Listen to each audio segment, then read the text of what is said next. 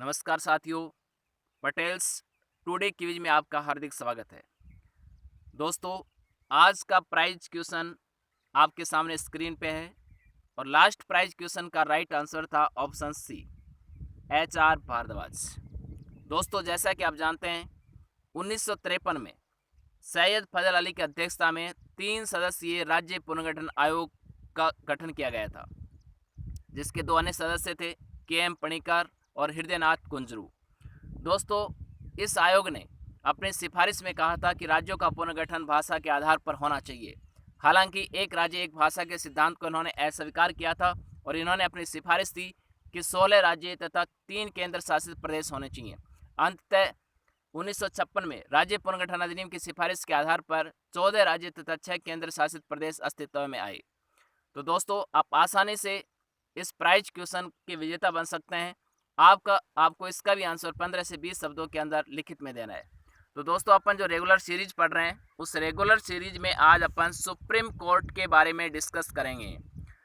तो भारत का जो सर्वोच्च न्यायालय है उसके बारे में डिस्कस करने जा रहे हैं। दोस्तों, आप जैसा कि जानते हैं कि जो भारतीय संविधान के अनुसार सुप्रीम कोर्ट है उसका उल्लेख आर्टिकल 124 से 147 तक है।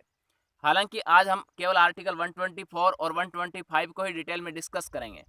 तो दोस्तों, इस क्विज का पहला क्वेश्चन है, भारतीय संविधान के अनुसार कौन सी उच्चतम न्यायालय की विशेषता है? तो दोस्तों, यहाँ पे उच्चतम न्यायालय की 2 विशेषताएं, एकीकृत न्यायपालिका का होना और न्यायिक समीक्षा पुनर्विलोकन की शक्ति का होना। एकीकृत न्यायपालिका से यहाँ पे आशय है कि चाहे सुप्रीम कोर्ट हो चाहे हाई कोर्ट हो, उनके जजेस की नियुक्ति राष्ट्रपति करता है। उनको हटाया भी एक विधि से ही जाता है, एक ही प्रकार की विधि से हटाया जाता है और वो त्यागपत्र भी राष्ट्रपति को ही देते हैं। इसके अलावा निम्नतम न्यायालय का न्यायाधीश है वो उच्चतम न्यायालय का न्यायाधीश नियुक्त हो सकता है। इस प्रकार से एकीकृत व्यवस्था है। तो ये भारत के सुप्रीम कोर्ट की एक खूबसूरती है, उसकी विशेषता है। न्यायिक समीक्षा से यहाँ पे आशय है कि उच्चतम न्यायालय आर्टिकल 137 के तहत उसको पावर दे रखा है कि वो अपने द्वारा दिए गए किसी भी निर्णय को आंशिक या पूर्ण रूप से बदलने की क्या रखता है, शक्ति रखता है। तो दोस्तों, यहाँ पे दोनों विशेषताएं उच्चतम न्यायालय की, एकीकृत न्यायपालिका और न्यायिक समीक्षा या पुनर्विलोकन का होना। इससे नेक्स्ट आपका क्वेश्चन है, निम्नलिखित में से किसके द्वारा भारत के उच्चतम न्यायालय को विश्व के अन्य सर्वोच्च न्यायालय की तुलना में ज्यादा शक्तिशाली बताया है? तो दोस्तों, इसका राइट आंसर है अल्लादी कृष्णास्वामी अय्यर। अल्लादी कृष्णास्वामी अय्यर ने कहा कि भारत का जो सुप्रीम कोर्ट है वो अमेरिकी फेडरल कोर्ट के समान पावर रखता है और इसके साथ ही ब्रिटेन की जो संसदीय व्यवस्था है उसमें वहाँ पे जो अपर हाउस है, हाउस ऑफ लॉर्ड, उसकी जो अपीलीय पावर है उसके जितने अपीलीय पावर हमारा सुप्रीम कोर्ट रखता है। इसलिए उन्होंने सर्वोच्च न्यायालय की तुलना विश्व के अन्य सर्वोच्च न्यायालय की तुलना में ज़्यादा उसको शक्तिशाली बताया है।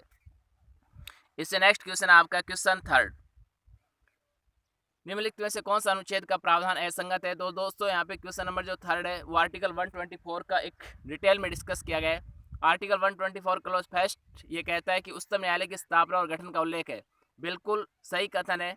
दोस्तों, यहाँ पे उच्चतम न्यायालय की स्थापना की अगर अपन बात करें तो ब्रिटिश भारत में ही उच्चतम न्यायालय की प्रारंभ स्थापना की जा चुकी थी। रेगुलेटिंग एक्ट 1773 के तहत 1774 में उच्चतम न्यायालय की स्थापना की जा चुकी थी। उसके बाद भारत शासन अधिनियम 1935 के तहत भी अक्टूबर 1937 में फेडरल कोर्ट की स्थापना की गई थी और स्वतंत्र भारत में भारतीय संविधान के अनुसार 28 जनवरी 1950 को उच्चतम न्यायालय की स्थापना आर्टिकल 124 क्लॉज फर्स्ट के तहत की गई थी। और गठन की यहाँ पे बात की जाए तो उस स्थापना के समय यहाँ पे कुल न्यायाधीशों की संख्या 8 थी, एक मुख्य न्यायाधीश और 7 अन्य न्यायाधीश। इसके अलावा समय समय पर इनकी संख्या में वृद्धि की जाती रही संसद के द्वारा, जिसको अपन आगे डिटेल में डिस्कस करेंगे। आर्टिकल 124 उच्चतम न्यायालय के न्यायाधीशों की नियुक्ति। तो दोस्तों, उच्चतम न्यायालय के जो न्यायाधीश हैं उनकी नियुक्ति एक कॉलेजियम प्रणाली के आधार पर की जाती है। कॉलेजियम की सिफारिश के आधार पर राष्ट्रपति करता है और यहाँ पे इन न्यायाधीशों की जो नियुक्ति का उल्लेख है वो आर्टिकल 124 क्लॉज सेकंड में है। तो ये भी आपका सही कथन है। इससे नेक्स्ट दोस्तों, यहाँ पे आर्टिकल 124 क्लॉज 3 उच्चतम न्यायालय के न्यायाधीशों की जो योग्यताएं हैं उनका उल्लेख आर्टिकल 124 क्लॉज 3 में है। तो उच्चतम न्यायालय के न्यायाधीशों की प्रमुख रूप से 2 योग्यताएं हैं। एक वो भारत का नागरिक होना चाहिए, दूसरी योग्यता के लिए उसके पास 3 ऑप्शन होते हैं। या तो वो कम से कम 5 साल तक किसी उच्च न्यायालय का न्यायाधीश के रूप में कार्य करने का अनुभव रखता हो, या फिर कम से कम 10 वर्ष तक वो किसी उच्च न्यायालय में अधिवक्ता के रूप में कार्य करने का अनुभव रखता हो, या फिर वो राष्ट्रपति की दृष्टि में एक प्रसिद्ध विधिवेत्ता होना चाहिए। तो इस प्रकार से प्रमुख रूप से 2 योग्यताएं, जो दूसरी योग्यताएं वो 3 प्रकार की हैं, उसमें 3 ऑप्शंस हैं। कोई भी एक ऑप्शन अगर आपके पास उसको पूरा करते हैं आप, तो आप उच्चतम न्यायालय के न्यायाधीश नियुक्त हो सकते हैं। आर्टिकल 124 क्लॉज 4 में उच्चतम न्यायालय के न्यायाधीशों की हटाने की प्रक्रिया का उल्लेख किया गया है कि किस प्रकार से उनको हटाया जा सकता है। एक निष्कासन प्रस्ताव के माध्यम से उसको हटाया जाता है, जिसको अपन आगे नेक्स्ट क्वेश्चन में डिटेल में डिस्कस करेंगे। आर्टिकल 124 क्लॉज 5 उच्चतम न्यायालय के मुख्य न्यायाधीश स्थानीय न्यायाधीशों की शपथ। तो दोस्तों इनकी शपथ का उल्लेख आर्टिकल 124 क्लॉज 5 में नहीं है, आर्टिकल 124 क्लॉज 6 में है। तो यहाँ पे ये आपका कथन असंगत हो जाता है, और उच्चतम न्यायालय के मुख्य न्यायाधीश हैं, उनको शपथ राष्ट्रपति दिलाता है, तब कि अन्य न्यायाधीशों को शपथ उच्चतम न्यायालय का मुख्य न्यायाधीश दिलाता है। दोस्तों यहाँ पे उच्चतम न्यायालय के न्यायाधीशों के कार्यकाल का उल्लेख संविधान में कहीं भी वर्णित नहीं है। तो आपसे क्वेश्चन पूछा जा सकता है कि निम्नलिखित में से किसका उल्लेख संविधान में नहीं है। न्यायाधीशों के कार्यकाल का संविधान में कहीं भी कोई उल्लेख नहीं है, तो ये भी आपका कथन क्या हो जाता है, असंगत हो जाता है। आर्टिकल 124 क्लॉज 6 में आपको बताया मैंने कि शपथ का उल्लेख है। आर्टिकल 124 क्लॉज जो 5 है उसमें इस बात का उल्लेख है कि उच्चतम न्यायालय के जो न्यायाधीश कदाचार और असमर्थता के आधार पर हटाए जाते हैं, उसका नियमन कौन करेगा। तो उसका संसद विधि द्वारा विनियमन करती है, इस बात का उल्लेख आर्टिकल 124 क्लॉज 5 में है। हालांकि कदाचार को कहीं भी परिभाषित नहीं कर रखा है। आर्टिकल 317 में जो लोक सेवा आयोग के सदस्यों को हटाया जाता है, वहां पे इसको परिभाषित किया गया है, लेकिन आर्टिकल 124 क्लॉज 5 के तहत कदाचार को परिभाषित नहीं किया गया है, केवल आधार बताया गया है, संसद उसका विधि द्वारा विनियमन करेगी। कार्यकाल सामान्यतः 65 वर्ष का होता है। उच्चतम न्यायालय के न्यायाधीशों का कार्यकाल सामान्यतः 65 वर्ष का होता है, जिसका संविधान में कहीं कोई उल्लेख नहीं है। लेकिन इससे पहले भी वो चाहे तो राष्ट्रपति को संबोधित करते हुए त्यागपत्र दे सकते हैं। इसके अलावा उनको उच्चतम आर्टिकल 124 क्लॉज 5 के तहत हटाया भी जा सकता है, जिससे भी उनका कार्यकाल कम हो सकता है। दोस्तों यहाँ पे नियुक्ति में भी आपको एक बात ध्यान रखनी है कि राष्ट्रपति उच्चतम और उच्च न्यायालय के न्यायाधीशों को वारंट या अधिपत्र के माध्यम से नियुक्ति देता है। तो वारंट या अधिपत्र के माध्यम से राष्ट्रपति विशेष नियुक्तियां करता है, जैसे राज्यों के राज्यपाल नियुक्त करते समय भी वारंट जारी करता है, उच्चतम न्यायालय उच्च न्यायालय के न्यायाधीश नियुक्त करते समय भी वारंट जारी करता है, नियंत्रक महालेखा परीक्षक को अपॉइंट करते समय भी वो वारंट जारी करता है। तो 3 ऐसी नियुक्तियां हैं जिसको नियुक्त करते समय वो वारंट या अधिपत्र के माध्यम से ही उनको नियुक्त करता है। इससे नेक्स्ट आपका क्वेश्चन है क्वेश्चन 4, निम्नलिखित में से कौन सा वर्ष उच्चतम न्यायालय के न्यायाधीशों की संख्या में संशोधन अधिनियम के अंतर्गत नहीं आता है। तो दोस्तों अब तक उच्चतम न्यायालय के न्यायाधीशों की संख्या में 6 बार संशोधन हो चुका है, यानी कि 6 बार उनकी संख्या में वृद्धि की जा चुकी है। दोस्तों आप जानते हैं कि 1950 में प्रारंभ में उनकी संख्या 1+7 थी, एक मुख्य न्यायाधीश 7 अन्य न्यायाधीश। तो इसका राइट आंसर यही आएगा, यही संशोधन अधिनियम के अंतर्गत नहीं आता है। उसके बाद 1956 में संशोधन हुआ, जिसके तहत व्यवस्था 1+10 की कर दी गई। उसके बाद 1960 में 1+13 कर दी गई, 77 में 1+17 कर दी गई, 1996 में 1+25 कर दी गई, 2009 में 1+30 और 2019 में 1+33। वर्तमान की स्थिति यह है कि उच्चतम न्यायालय में जो कुल न्यायाधीश उनकी संख्या क्या है, 34 है, एक मुख्य न्यायाधीश और 33 अन्य न्यायाधीश।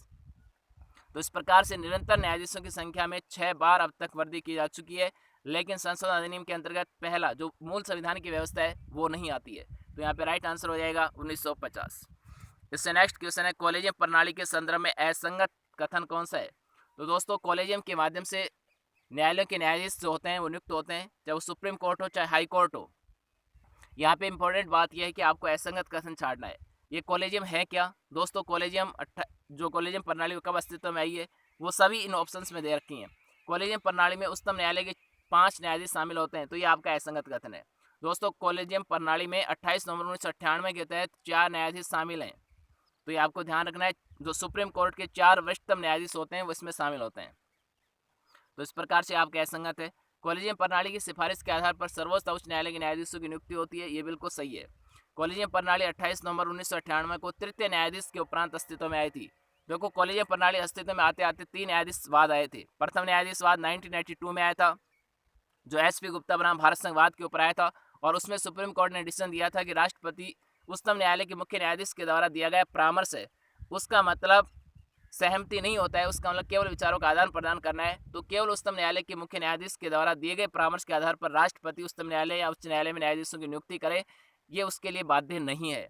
उसके बाद SC advocate on record association बना भारत संघवाद 1993 में आया, उसके तहत सुप्रीम कोर्ट ने स्पष्ट किया कि कम से कम 2 न्यायाधीशों वरिष्ठतम न्यायाधीशों के परामर्श के आधार पर ही सुप्रीम कोर्ट का मुख्य न्यायाधीश परामर्श देगा, तभी राष्ट्रपति उसकी सलाह को मानने के लिए बाध्य होगा। लेकिन उसके बाद प्रेसिडेंशियल रेफरेंस 1998 के तहत 1998 के तहत कॉलेजियम प्रणाली अस्तित्व में आ गई थी। उसने कहा कि जब तक उच्चतम न्यायालय का मुख्य न्यायाधीश अपने उच्चतम न्यायालय में 4 वरिष्ठतम न्यायाधीशों से परामर्श करके अगर कोई निर्णय नहीं लेता है, तब तक उसको राष्ट्रपति के द्वारा उच्चतम या उच्च न्यायालय में न्यायाधीशों की नियुक्ति करने के लिए बाध्य नहीं रहेगा। तो वर्तमान में दोस्तों इसमें 4 न्यायाधीश शामिल होते हैं और 28 नवंबर 1998 को अस्तित्व में आई थी। कॉलेजियम न्यायाधीश समूह में अब तक 3 महिला नियुक्त हुई है, ये असंगत है। अब तक केवल 2 ही महिला इसमें शामिल हुई हैं और अब तक कोई भी महिला, आप जानते हैं कि कोई भी मुख्य न्यायाधीश के पद पर नियुक्त नहीं हुई है, केवल और केवल कॉलेजियम समूह तक पहुंची है। तो कॉलेजियम समूह में 2 महिला आर भानुमति और रूमा पाल। वर्तमान में आर भानुमति एक महिला कार्यरत है, ये बिल्कुल सही है। तो यहाँ पे देखो ए और डी आपका सही आंसर है, असंगत ए भी है और डी भी है, क्योंकि यहाँ पे 5 की जगह 4 आएंगे और यहाँ पे 3 की जगह क्या आएंगी, 2 महिला आएंगी, आर भानुमति और रूमा पाल। इससे नेक्स्ट क्वेश्चन आपका, उच्चतम न्यायालय के मुख्य न्यायाधीश की नियुक्ति में अब तक कितनी बार वरिष्ठता के क्रम का उल्लंघन हुआ है?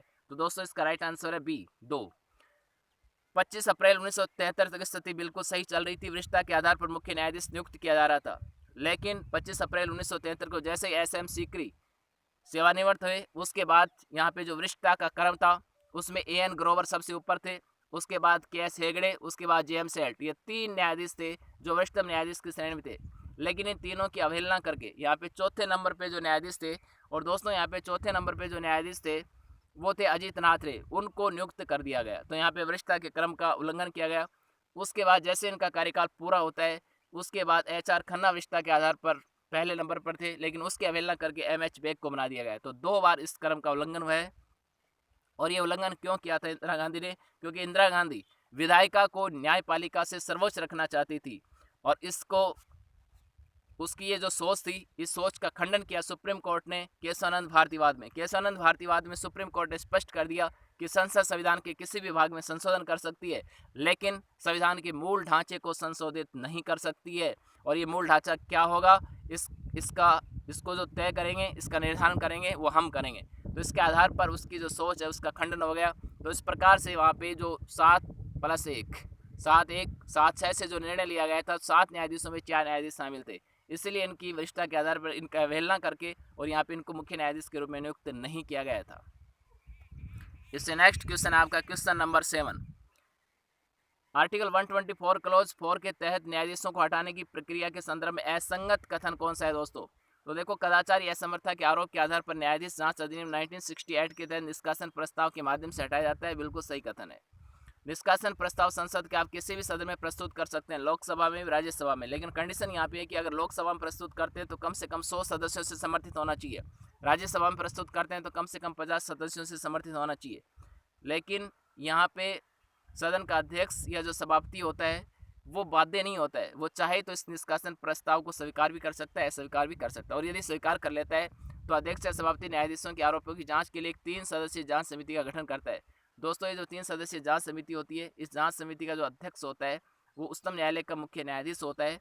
वहीं पे इसके जो किसी भी एक हाईकोर्ट का मुख्य न्यायाधीश होता है, इसका दूसरा सदस्य और एक प्रसिद्ध विधिवेत्ता होता है। संसद के दोनों सदनों से एक ही सत्र में विशेष बहुमत से पारित होना चाहिए। तो ये भी बिल्कुल सही बात है, अगर एक सत्र में पारित नहीं होता है और विशेष बहुमत से नहीं होता है तो उसको हटाया नहीं जा सकता है। तो दोस्तों, यहाँ पे कोई भी असंगत कथन नहीं है, सारे के सारे संगत कथन है, A, B, C, D। इससे नेक्स्ट क्वेश्चन आपका क्वेश्चन नंबर 8, और क्वेश्चन नंबर 8, निम्नलिखित में से कौन से न्यायाधीश को हटाने के लिए निष्कासन प्रस्ताव लोकसभा में प्रस्तुत किया गया था? तो दोस्तों, अब तक 5 न्यायाधीशों को हटाने के लिए निष्कासन प्रस्ताव लाया जा चुका है, जिसमें सबसे पहले वी रामास्वामी जो पंजाब हरियाणा हाई कोर्ट के न्यायाधीश थे, सौमित्र सेन कलकत्ता हाई कोर्ट के, पी डी दिनाकरन सिक्किम के, जे बी पारदीवाल गुजरात के, और दीपक मिश्रा सुप्रीम कोर्ट के मुख्य न्यायाधीश, एकमात्र मुख्य न्यायाधीश सुप्रीम कोर्ट के, जिसके खिलाफ निष्कासन प्रस्ताव लाया गया था। दोस्तों, यहाँ पे राज्यसभा लोकसभा में कहीं भी लाया जा सकता है, लेकिन लोकसभा में केवल और केवल वी रामास्वामी के खिलाफ लाया गया था, जो कि असफल रहा था। सभी के खिलाफ ये असफल रहा है। और इससे नेक्स्ट क्वेश्चन आपका क्वेश्चन नंबर 9, निम्नलिखित में से किसको उच्चतम न्यायालय के न्यायाधीश को हटाई जाने वाली प्रक्रिया के तहत नहीं हटाया जाता है? तो दोस्तों, इस प्रक्रिया के तहत उच्चतम और उच्च न्यायालय के न्यायाधीश हटाए जाते हैं, बिल्कुल सही है। मुख्य निर्वाचन आयुक्त भी हटाया जाता है, नियंत्रण मालिक का परीक्षक भी हटाया जाता है। लेकिन दोस्तों, ध्यान रखना है, मुख्य निर्वाचन आयुक्त तो हटाया जाता है, लेकिन अन्य निर्वाचन आयुक्त मुख्य निर्वाचन आयुक्त की सिफारिश के आधार पर हटता है, यानी कि इसको इस प्रक्रिया के माध्यम से नहीं हटाया जाता है। तो आपका राइट आंसर हो जाएगा यहाँ पे बी। इससे नेक्स्ट क्वेश्चन है क्वेश्चन नंबर 10। उच्चतम न्यायालय के न्यायाधीशों के वेतन भत्तों के संदर्भ में असंगत कथन कौन सा है? तो दोस्तों यहाँ पे आपका असंगत कथन छांटना है और इनके वेतन भत्तों का उल्लेख आप जानते हैं कि आर्टिकल 125 में, जो कि द्वितीय अनुसूची में वर्णित है, संचित निधि से भारित होता है। तो सदन इसके ऊपर केवल बहस कर सकती है, मतदान करने का अधिकार नहीं है। और मुख्य न्यायाधीश का वेतन 2,80,000 है, अन्य न्यायाधीश का वेतन 2,50,000 है। इसके अलावा इनके जो वेतन भत्ते हैं उनको केवल वित्तीय आपातकाल में कटौती की जा सकती है, राष्ट्रीय आपातकाल में किसी भी प्रकार की कोई कटौती नहीं की जा सकती है। तो इस प्रकार से आपका राइट आंसर हो जाएगा डी। तो दोस्तों मैं उम्मीद करता हूँ कि आप इस क्विज को बहुत ही अच्छे से समझ पा रहे होंगे। और यदि अभी तक भी आपने इस चैनल को सब्सक्राइब नहीं किया है तो प्लीज़ आप इस चैनल को लाइक करें, शेयर करें, तो सब्सक्राइब करें और बेल आइकॉन को प्रेस करें। बहुत बहुत शुक्रिया दोस्तों, आपका धन्यवाद।